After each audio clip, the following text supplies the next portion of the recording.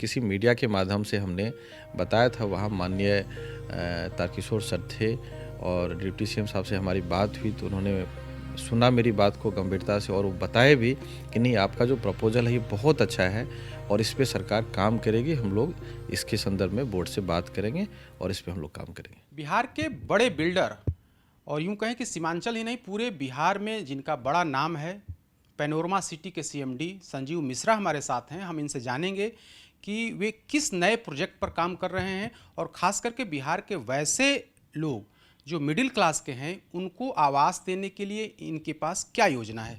तो संजीव जी, सबसे पहले तो न्यूज़ फॉर नेशन में आपका स्वागत है। बहुत बहुत धन्यवाद। तो कई नए प्रोजेक्ट पर आप काम कर रहे हैं जिसमें एक है ई होम्स। वो क्या है ई होम्स? देखिए, इससे पहले भी आप लोगों को मैंने बताया था, ये ई होम्स का कंसेप्ट मैं पिछले कई साल से इस पे रिसर्च कर रहा था और हम लोग अपने आप को अपग्रेड करते हैं। मार्केट में क्या चल रहा है, नहीं चल रहा है, इसके लिए हम लोग को बाहर भी जाते हैं, वहाँ देखते हैं कि आखिर जो इंडिया के टॉप 10 बिल्डर हैं वो क्या कर रहे हैं, वो अपने आप को क्या बदल रहे हैं। क्योंकि जब तक हम अपने आप को अपग्रेड नहीं करेंगे, मार्केट में सर्वाइव करना बहुत मुश्किल है। तो हमने देखा कि स्मार्ट होम का कंसेप्ट है जो इंडिया से बाहर और इंडिया में भी आप देखेंगे साउथ में, और हमने देखा है राजस्थान के सीकर में, जोधपुर में, कि ये स्मार्ट होम देखा था हमने। तो हमारा भी था एक सपना कि नहीं, हम अपने बिहार में इसको लॉन्च करें। तो हमने कुछ कुछ चीज़ों को अपने घर में पहले लगा के एक्सपेरिमेंट किया कि ये सक्सेस होगा या नहीं, इस पर फिर मेंटेनेंस में प्रॉब्लम आएगी। तो तमाम चीज़ों को देख करके हम जब सेटिस्फाई हो गए तो अभी पिछले जनवरी में इसको हमने लॉन्च किया था और काफ़ी अच्छा रिस्पॉन्स है। ई होम एक्चुअल में क्या है कि हम सिक्योरिटी पॉइंट ऑफ व्यू से देखें तो 7 लेयर सिक्योरिटी है और पुराने और नई चीज़ों को मिला करके हम ई होम में दे रहे हैं।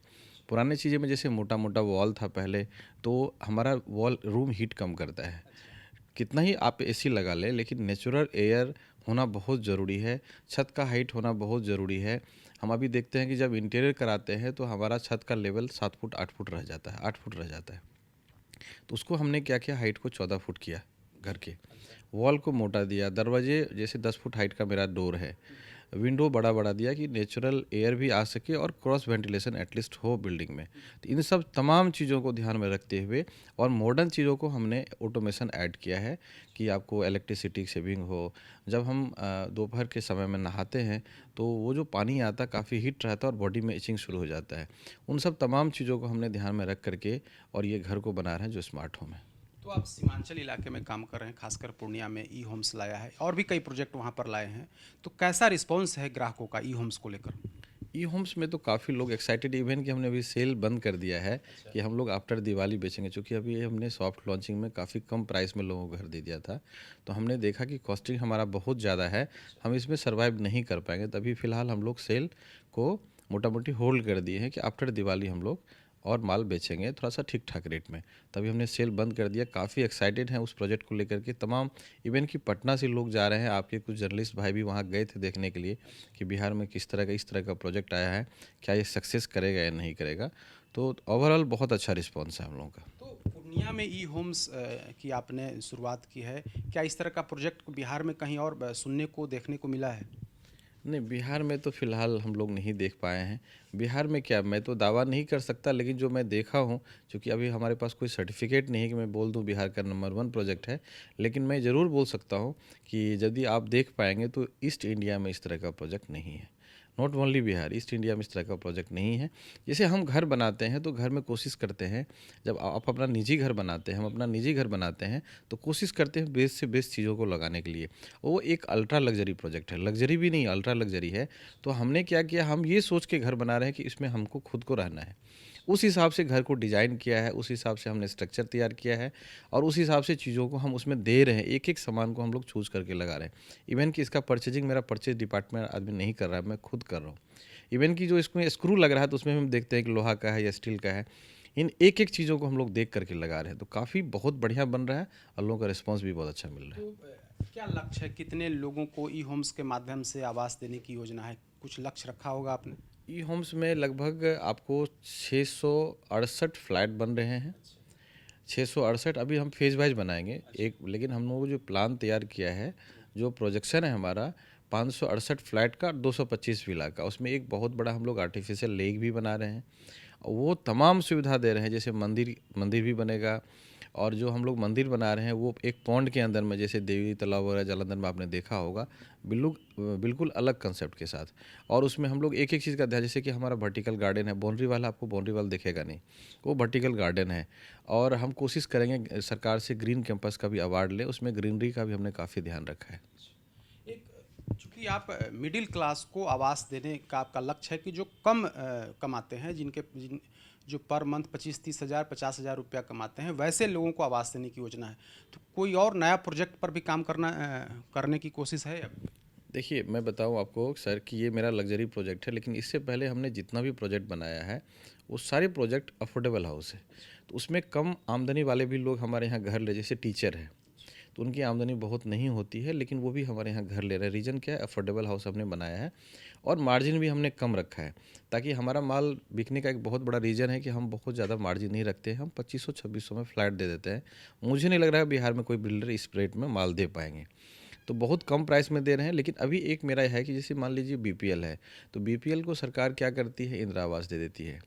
जो मिडिल क्लास के आदमी हैं, अपर क्लास के आदमी है, अपर क्लास के आदमी तो आप जैसे ई होम्स जैसे प्रोजेक्ट में जाएंगे।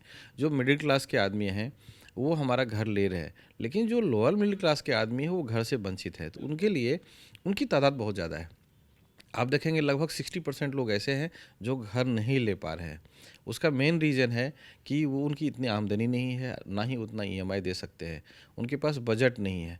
इसको लेकर के प्रधानमंत्री जी बोले थे कुछ साल पहले कि हम हर व्यक्ति को घर देंगे। और मुझे नहीं लग रहा है कि मैं कोई कमेंट नहीं कर रहा हूँ कि सरकार चाहे हर व्यक्ति को घर दे दे, लेकिन चाहे तो और सब प्रदेश में हो रहा है और पीपीपी मॉडल पे सरकार काम कर रही है। लेकिन हमारे प्रदेश में यदि इस चीज़ की शुरुआत हो तो हमको लग रहा है कि माननीय मोदी जी का जो मिशन है वो सकारात्मक होगा और हर व्यक्ति के सर पे छत होगा। तो ये पीपीपी मॉडल, इसमें क्या होगा? क्या इसमें सरकार भी सहभागी होगी? क्या क्या होगा पीपीपी मॉडल? देखिए, मैं साधारण शब्दों में बताऊं तो ये पब्लिक प्राइवेट पार्टनरशिप है और एक जॉइंट वेंचर होता है। सरकार लैंड देती है, बिल्डर उस पर काम करते हैं और सरकार और बिल्डर के बीच में रेशियो तय होता है। सरकार अपनी प्रॉपर्टी को पब्लिक में अलॉटमेंट करती है और जो पब्लिक में अलॉटमेंट करेगी तो उसमें पब्लिक को बेनिफिट क्या होता है? सपोज़ एक तो मार्केट वैल्यू से बहुत कम में उनको बिल्डिंग मिलता है, सरकार देती है एक तरह से सब्सिडरी में। सपोज़ हम 20 लाख का बेचेंगे तो सरकार 12 लाख में बेचती है और वो 12 लाख भी क्या करती है, जैसे आवेदन देगी मार्केट में, हमारा ये निकलेगा कि भाई पर्टिकुलर एरिया में, पर्टिकुलर डिस्ट्रिक्ट में हम 2000 फ्लैट बना रहे हैं। सरकार क्या करेगी? जिला में 2000 फ्लैट का अलॉटमेंट निकालेगी और पब्लिक उसमें अप्लाई करेंगे। उसमें आ जाएगा 2 लाख सपोज अप्लाई हो गया, ये 1 लाख हो गया, तो उसमें फिर लॉटरी सिस्टम से उसको अलॉटमेंट होगा कि फलाने व्यक्ति को हमने 2000 फ्लैट अलॉट किया। पब्लिक अलॉटमेंट पे 10% सरकार को जमा करेगी और धीरे धीरे 7 साल में सारा पैसा दे देगी। इस हिसाब से मुझे लग रहा है उस वंचित लोग जो है उनको भी घर मिल जाएगा। तो क्या इस तरह का प्रोजेक्ट जो आप चर्चा कर रहे हैं, इस तरह के का दूसरे स्टेट में इस तरीके की व्यवस्था है जहां पर सरकार और पीपीपी मॉडल पर काम कर रही है? सर, मैं आपको बात करूं देश की राजधानी दिल्ली या जीएनआईडी की बात करें, हुडको की बात करें, और भी प्रदेश की बात करें, तो हर जगह ही नया नहीं है, बहुत पुराना है और हर प्रदेश में ये काम चल रहा है, सिर्फ अपना बिहार में नहीं चल रहा है। तो मैं आप लोगों के माध्यम से सरकार से अपील करूंगा कि यदि इस तरह का प्रोजेक्ट लाते हैं तो इनके कई फ़ायदे हैं। एक तो लोगों को घर मिलेगा, तादाद में लोगों को रोज़गार मिलेगा और सरकार के पास एक अच्छा खासा रेवेन्यू भी आ जाएगा और पब्लिक को घर मिल जाएगा। इनके बहुत फ़ायदे हैं। तो मैं सरकार से चाहूँगा कि आप इस काम की शुरुआत करें। आपके नज़र में जो अच्छे बिल्डर हैं या जो अच्छे कॉन्ट्रैक्टर हैं, आप उनको काम दें और इसमें आगे बढ़ें। तो कॉन्ट्रैक्टर को या जो बिल्डर हैं उनको क्या इसमें बेनिफिट होगा? इसमें सीधा सा बेनिफिट है, जैसे सपोज़ आप 2000 फ्लैट बना रहे हैं तो एक सर्टेन रेशियो तय होगा और इसमें सरकार की लागत नहीं होगी। जो भी लागत होगी वो बिल्डर की लागत होगी, डेवलपर की लागत होगी। 2000 फ्लैट में सपोज़ 50-50 पे बात होती है, तो सरकार वो जो ज़मीन देगी उसमें 2000 फ्लैट बनेगा तो आधा सरकार का हो जाएगा, आधा जो बिल्डर बनाएगा उसका हो जाएगा। तो बिल्डर फिर क्या करेगा? अपने मार्केट में अपने हिसाब से उस माल को बेचेगा और सरकार पब्लिक में अलॉटमेंट करेगी। रेवेन्यू दोनों को आना है, बिल्डर को भी आना है अपने हिस्से का और सरकार को अपने हिस्से का आना है। लेकिन सरकार क्या करती है इस कंडीशन में कि सब्सिडी दे करके, जैसे अभी प्रधानमंत्री आवास विकास योजना की बात करें, हम लोग जो अफोर्डेबल हाउस बना रहे हैं उसमें सब्सिडी सरकार इंटरेस्ट पे दे रही है, तो वही पैसा किसी न किसी रूप में माइनस करके उस रेट को मार्केट से कम रेट में पब्लिक को अलॉटमेंट करती है और किस्त में पैसा लेती है। कोई बातचीत बातचीत हुई है इस संबंध में कि बिहार में भी पीपीपी मॉडल पर काम होना चाहिए? क्या इस संबंध में कोई सरकार के कोई मंत्रियों से या कोई अधिकारी से बात हुई है आप? जी, मैं बताऊं, किसी स्टेज पे किसी मीडिया के माध्यम से हमने बताया था, वहाँ माननीय तारकिशोर सर थे और डिप्टी सीएम साहब से हमारी बात हुई, तो उन्होंने सुना मेरी बात को गंभीरता से और वो बताए भी कि नहीं, आपका जो प्रपोजल है ये बहुत अच्छा है और इस पे सरकार काम करेगी। हम लोग इसके संदर्भ में बोर्ड से बात करेंगे और इस पे हम लोग काम करेंगे। तो ये थे Sanjeev Mishra, CMD panorama group, जिनका साफ कहना था कि सरकार को अब बिहार में भी पीपीपी मॉडल पर काम करना चाहिए, ताकि जो वंचित लोग हैं, जो छोटे लोग हैं, जिनकी आमदनी काफ़ी कम है, वे लोग भी आवास उनको मिल सके, उन्हें सिर के ऊपर छत मिल सके। इसके लिए सरकार को पीपीपी मॉडल पर काम करने की ज़रूरत है। इन्होंने आह्वान किया है कि सरकार आगे आए, वैसे बिल्डरों का चयन करे और ताकि जो वंचित लोग हैं, जो शहरों में रहना चाहते हैं लेकिन उनके पास आमदनी नहीं है, तो वैसे लोगों को भी घर मिल सके। कैमरामैन नीरज के साथ Vivekanand, news for nation, Patna.